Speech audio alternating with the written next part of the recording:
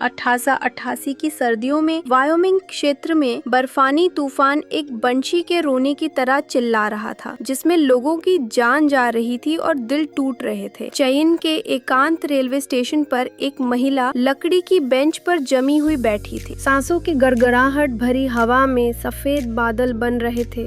उसने एक छोटा चमड़े का थैला पकड़ रखा था, जिसमें उसकी सारी संपत्ति थी, $3, एक फीकी तस्वीर और सपनों से भरा दिल जो रात की तरह ही ठंडा लग रहा था। उसके बाद जो हुआ वो क्या होगा। कोलोराडो नदी से लेकर कनाडा की सीमा तक की सबसे चर्चित प्रेम कहानी, जिसने 2 जिंदगियों को हमेशा के लिए बदल दिया और अदम में अमेरिकी पश्चिम में इतिहास रच दिया। उस दिसंबर की रात हवा ने चायन को ऐसे काटा जैसे मक्खन में चाकू घुसा हो। एलिजाबेथ लिब्बी मॉन्टगोमरी ने अपनी पतली शॉल को अपने चारों ओर और कस लिया कंधे, लेकिन ये ठंड से बचाने के लिए बहुत कम था।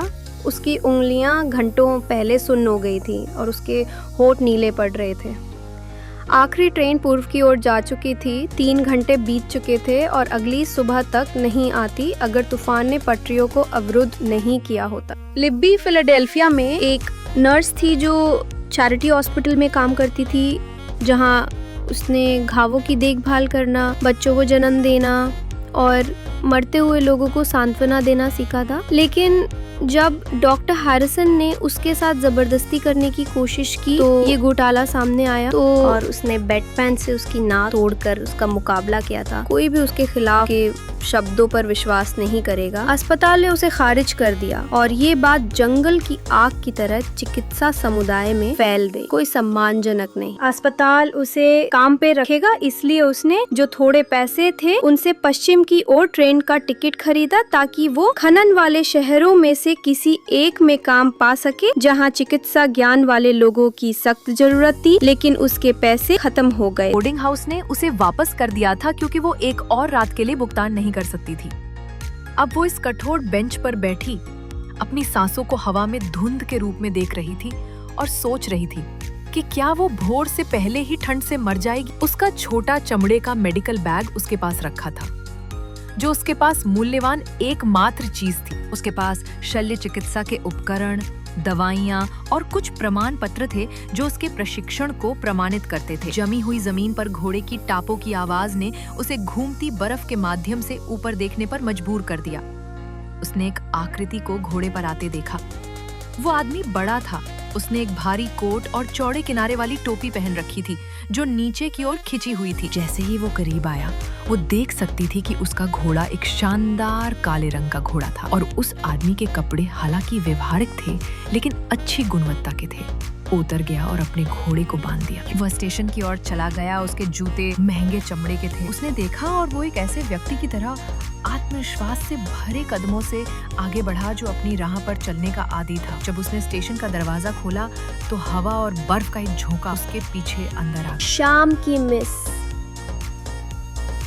उसने अपनी टोपी के किनारे को छूते हुए कहा। उसकी आवाज गहरी और गर्म थी, साथ ही उसमें हल्का सा खिंचाव था, जैसे किसी ने टेक्सास में समय बिताया हो। यहाँ अकेले बैठने के लिए बहुत ठंडी रात है। लिबी ने बोलने की कोशिश की लेकिन उसके दांत बहुत जोर से कांप रहे थे। वो बोल नहीं पा रही थी। उसने एक छोटा सा सिर हिलाया। आदमी ने चिंतित आंखों से उसे देखा। वो शायद 30 साल का था। काले बाल और मूछें थी और खराब मौसम के बावजूद वो साफ मुंडा और अच्छी तरह से तैयार था। उसका चेहरा सूरज की रोशनी में वर्षों से खराब हो गया था, लेकिन उसकी आंखें दयालु थी। नाम जैक्सन जैक है थॉर्नटन, उसने अपने दस्ताने उतारते हुए कहा। मैं यहाँ से लगभग 20 मील उत्तर में डबल टी रैंच का मालिक हूँ। व्यवसाय के सिलसिले में शहर में था और घर जा रहा था। जब मैंने तुम्हें खिड़की से देखा तो उसने देखा कि वो जिस तरह से थी उसका मेडिकल बैग था। उसके कपड़े अच्छे थे लेकिन फटे हुए थे और गरीबी के बावजूद उसमें एक शिक्षित महिला का भाव था। क्या आप डॉक्टर हैं? उसने धीरे से पूछा। नहीं नर्स, लिबी ने दांतों को चटकाते हुए कहा। एलिजाबेथ मॉन्टगोमरी, फिलाडेल्फिया से। जैक की आंखें चौड़ी हो गई। व्योमिंग क्षेत्र में प्रशिक्षित नर्स सोने से भी दुर्लभ थी। अधिकांश शहर भाग्यशाली थे कि उनके पास एक नाई था जो दांत निकाल सकता था और हड्डियों को जोड़ सकता था। मिस मॉन्टगोमरी, यदि आप यहाँ अधिक समय तक रहीं तो आप ठंड से मर जाएंगी। उन्होंने कहा कि उनकी आवाज चिंता से भरी हुई थी। तूफान बदतर हो रहा है और ये स्टेशन गर्म नहीं है। कृपया मुझे तुम्हें किसी गर्म जगह पर ले चलने दो। लिब्बी ने उसकी ओर आशा और थकान के मिश्रण से देखा। उसने पुरुषों पर आसानी से भरोसा नहीं करना सीखा था, लेकिन वो हताश थी और इस बारे में कुछ जैक थॉर्नटन उन पुरुषों से अलग लग रहा था जिन्हें वह पूर्व में जानती थी। उसके व्यवहार में कोमलता थी, बावजूद इसके कि वह बहुत नरम थी। स्पष्ट ताकत ही मेरे पास होटल के लिए पैसे नहीं है। उसने अपनी आवाज़ को फुसफुसाहट से बामुश्किल ऊपर स्वीकार किया कि अभी आपकी चिंता नहीं है। जैक ने दृढ़ता से कहा, आपको गर्म करना और खिलाना ही मायने रखता है। हम बाकी को बाद में सुलझा लेंगे। उसने अपने भारी कोट को उतार दिया, हमें उसे अपने कंधों पर लपेट लिया। उसकी गर्माहट अभी भी उसके शरीर की गर्मी को झेल रही थी, जिससे वह राहत की सांस ले रही थी। कोट में चमड़े, घोड़ों और किसी और चीज की गंध आ रही थी, शायद पाइन साबुन। क्या तुम चल सकती हो? लिब्बी ने खड़े होने की कोशिश की, लेकिन ठंड से उसके पैर बहुत कठोर हो गए थे। बिना किसी हिचकिचाहट के जैक ने उसे अपनी बाहों में उठा लिया, जिसमें उसका मेडिकल बैग भी शामिल था। वो पंख की तरह हल्की थी, उसने सोचा, और आंधी में एक पत्ते की तरह कांप रही थी। होटल सड़क के उस पार है, उसने उससे दरवाजे की ओर ले जाते हुए कहा। हम तुम्हें गर्म रखेंगे और खाना खिलाएंगे और फिर तुम मुझे बता सकती हो कि सर्दियों के बीच में एक प्रशिक्षित नर्स को व्योमिंग क्षेत्र में क्या लाता है। जैसे ही वे तूफान में बाहर निकले, लिब्बी उसने खुद को जैक के सीने से चिपका हुआ पाया। उसकी मजबूत बाहें उसे महीनों में पहली बार सुरक्षित रूप से पकड़े हुए थीं। वो सुरक्षित महसूस कर रही थी। वो इस आदमी को नहीं जानती थी, उसके इरादों को नहीं जानती थी, लेकिन किसी तरह उसने उस पर भरोसा किया। शायद ये निराशाजनक स्थिति थी, या शायद ये उसकी आंखों में कुछ था। एक दयालुता थी।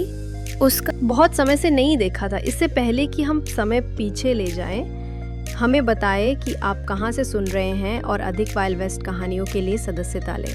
कैटलमैन होटल चेन में सबसे बेहतरीन प्रतिष्ठान था, और जब जैक थॉर्नटन एक आधी जमी हुई महिला को लेकर सामने के दरवाजे से अंदर आया, दोनों लॉबी में हर से डेस्क क्लर्क की ओर मुड़ा।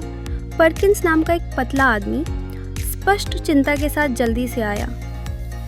श्री थॉर्नटन सर, क्या हुआ? इस महिला को ट्रेन स्टेशन पर लगभग जमकर मरते हुए पाया। जैक ने लिब्बी को अपनी बाहों में पकड़े हुए कहा, मुझे तुम्हारा सबसे अच्छा कमरा चाहिए और गर्म खाना, कॉफी और ढेर सारे कंबल भी भेज दो। अगर डॉक्टर विलियम्स अभी भी शहर में हैं तो उन्हें भी बुला लो।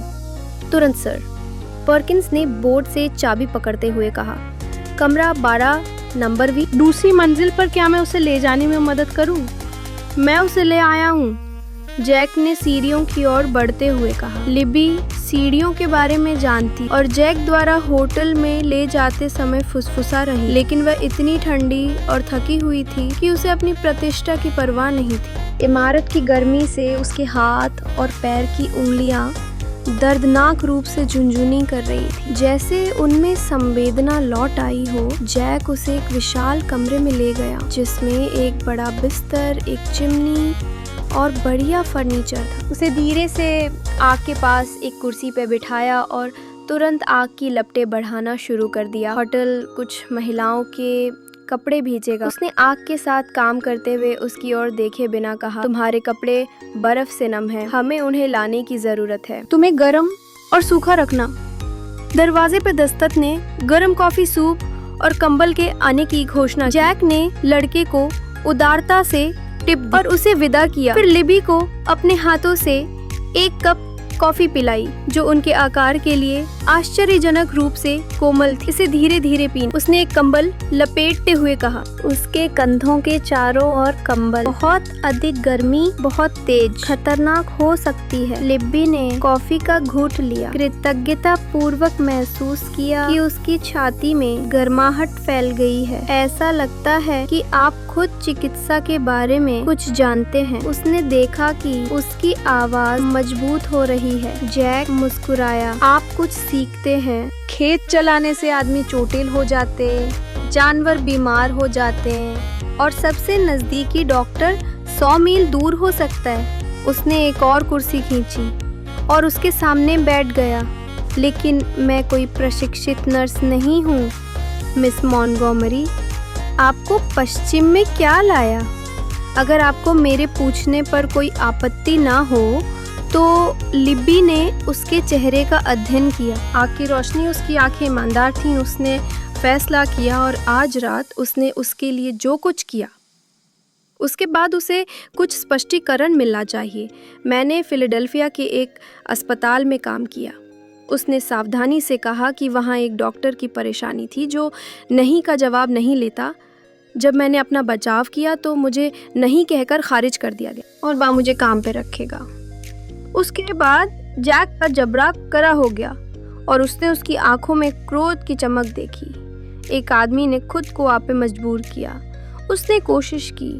लिब्बी ने कहा कि मैंने बिस्तर के पैन के बावजूद उसकी नाक तोड़ दी। बातचीत की गंभीरता को देखते हुए जैक के मुंह पर मुस्कान की झलक दिखी। तुम्हारे लिए अच्छा है। मुझे उम्मीद है कि इससे तुम्हें चोट लगी होगी। यह चोट लगी होगी, लिब्बी ने कहा और महीनों में पहली बार वह भी लगभग मुस्कुराने ही वाली थी। लेकिन यह राता मुझे अपने करियर की कीमत चुकानी पड़ी। मैंने सोचा कि शायद पश्चिम में जहाँ डॉक्टर दुर्लभ है मेरा अतीत इतना मायने नहीं रखता होगा। ये इतना मायने नहीं रखता है। जैक ने दृढ़ता से कहा कि यहाँ हम लोगों का मूल्यांकन उनके द्वारा किए गए कार्यों के आधार पर करते हैं, न कि उनके बारे में बताए गए झूठ के आधार पर। उन्हें वापस पूर्व की ओर ले जाएं। इस क्षेत्र में एक प्रशिक्षित नर्स सोने के वजन के बराबर है। एक और दस्तक ने उन्हें बाधित कर दिया और एक होटल की नौकरानी महिलाओं के कपड़ों से भरे एक हाथ के साथ प्रवेश करती है और आपसे क्षमा मांगती है। सर, लेकिन ये हमारे पास मौजूद सबसे बेहतरीन है। श्रीमती पैटरसन और रूममेट ने इन्हें दान किया। उन्होंने कहा इस तूफान में फंसी कोई भी महिला हमारी पूरी मदद की हकदार है। श्रीमती पैटरसन को उनकी दयालुता के लिए धन्यवाद। जैक ने खड़े होकर कहा, मैं नीचे इंतजार करूंगा। जबकि मिस मॉन्टगोमरी कपड़े बदल रही है।